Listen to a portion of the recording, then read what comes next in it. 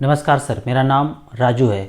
लोग post office RD में पैसा इन्वेस्ट करते हैं तो पोस्ट ऑफिस आरडी का जो रिटर्न है उसमें लिखा हुआ है 5.8% पर एनम कंपाउंडिंग क्वार्टरली। इस कंपाउंडिंग क्वार्टरली का मतलब साधारण लोग समझते ही नहीं है, तो उनको लगता है कि मतलब बहुत कुछ ज़्यादा मिल रहा होगा।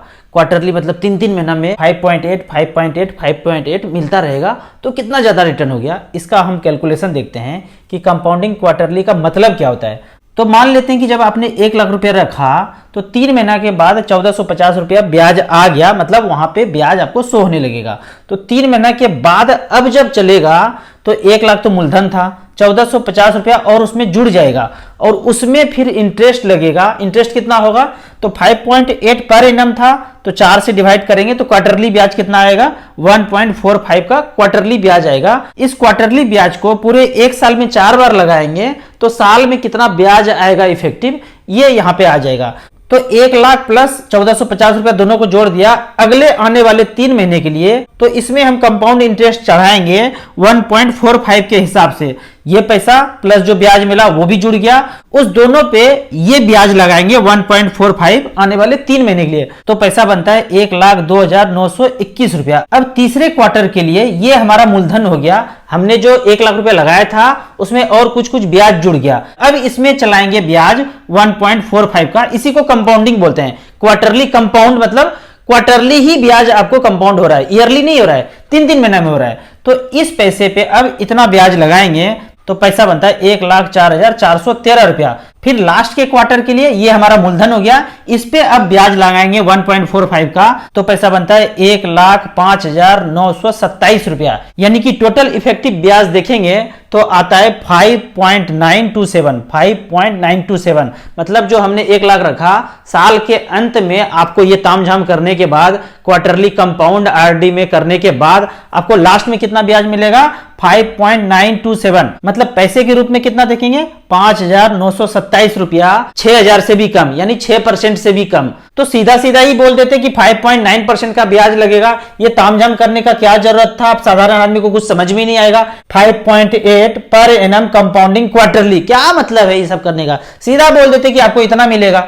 लेकिन नहीं, साधारण चीज को ऐसा कॉम्प्लिकेटेड बनाना है कि साधारण आदमी को कुछ समझ में नहीं आए। जो बड़े बड़े लोग पढ़ के बैठे हैं उनको ऐसा कॉम्प्लिकेशन ला देना है कि साधारण आदमी को कुछ समझ ही नहीं आए। तो ये आरडी के पैसे को आप निकाल करके, यदि मैं ये बोलूं आपके पास टाइम ज्यादा है, 15 साल 20 साल 25 साल का टाइम है, 10 साल से ऊपर भी टाइम है, तो उन सारे पैसे को आप निकाल करके एसबीआई इक्विटी म्यूचुअल फंड में रख देंगे तो क्या हो सकता है। मैं आपको ये आगे दिखाता हूं कि मान लेते हैं कि आपके पास 20 लाख रुपया रखा हुआ है और आने वाले 15 साल के लिए आप एसबीआई म्यूचुअल फंड में रख देते हैं और 12% का रिटर्न कैलकुलेट करो आने वाले फ्यूचर 15 साल में, तो पैसा आपका 20 लाख का वैल्यू बनता है 1,09,00,000 रुपया 12% के रेट से। 13% के रेट से बनता है 1,25,00,000 रुपया, जबकि 14% के रेट से बनता है 1,62,00,000 रुपया।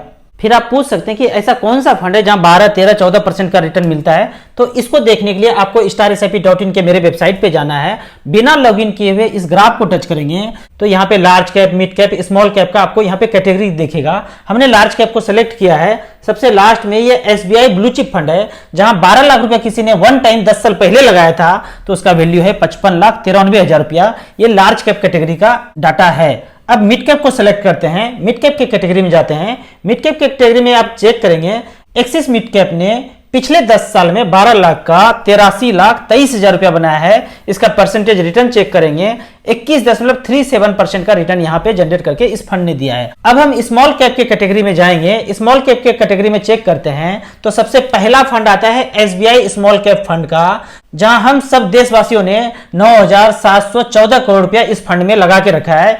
इस फंड का रिकॉर्ड है पिछले 10 साल का कि 12 लाख का इसने बनाया है 1,11,13,000 रुपया। इसका परसेंटेज रिटर्न चेक करेंगे तो आप यकीन ही नहीं कर पाएंगे। इसका रिटर्न है पिछले 10 साल का 24.93% का, जबकि हमने पोस्ट ऑफिस में कितना देखा लेस देन 6%, और जबकि हमने कैलकुलेशन कितना किया था 12, 13, 14% का। तो आपके पास यदि टाइम है, लंबा टाइम है, 10 साल 15 साल 20 साल का टाइम है, तो एसबीआई के सारे mutual fund, equity mutual fund अच्छे हैं। वहां पे आप पैसा इन्वेस्ट करके वेल्थ क्रिएशन कर सकते हैं। यदि आपके पास टाइम ड्यूरेशन ज्यादा है तो यहाँ पे वेल्थ क्रिएशन हो ही जाता है लंबे समय में। आपको इसी तरह म्यूचुअल फंड के बारे में और कुछ जानना है तो आप मेरे नंबर पे मुझे व्हाट्सअप कर सकते हैं। मैं एक फाइनेंशियल एडवाइजर हूं। मुझसे जुड़ने के लिए दिए हुए लिंक में रजिस्टर करने के बाद आप मुझसे पूछ सकते हैं कि आपको कहां शुरुआत करना चाहिए म्यूचुअल फंड में। आपका पहले से कुछ लमसम पैसा है तो मैं बताऊंगा 10-10 हजार रुपया करके पहले आप इन्वेस्ट कीजिए। जब आपका नॉलेज कॉन्फिडेंस बढ़ेगा फिर आप ज्यादा पैसा यहाँ पे इन्वेस्ट कीजिएगा।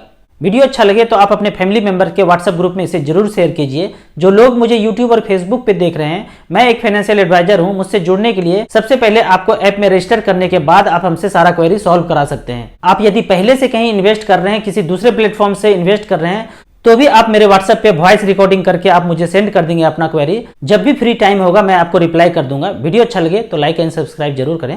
Thank you so much.